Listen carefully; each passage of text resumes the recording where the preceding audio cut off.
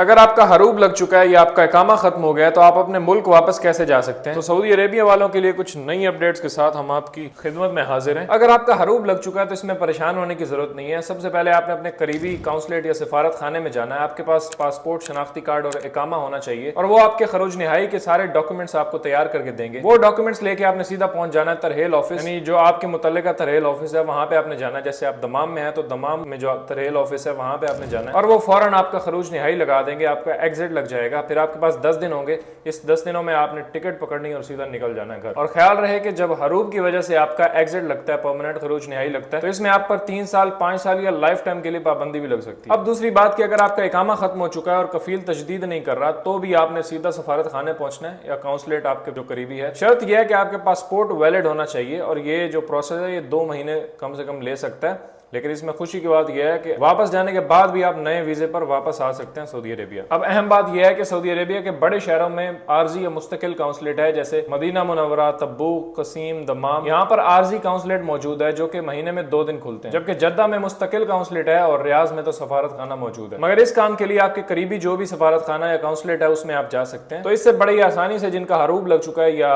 جن کا اقامہ ختم ہو چکا ہے وہ اسی لیے اپنا ایگزٹ لگوا سکتے ہیں۔ تو اگر یہ ویڈیو آپ کو انفارمیٹیو لگی ہے تو اس کو لائک کر سکتے ہیں، آپ کمنٹ کر سکتے ہیں اگر کوئی بھی سوال ہے، اور اسے اپنے دوستوں کے ساتھ شیئر بھی کریں، اور سعودی عربیہ کے بارے میں اگر آپ اس طرح کی ویڈیوز دیکھنا چاہتے ہیں تو آپ مجھے فالو بھی کر لیں۔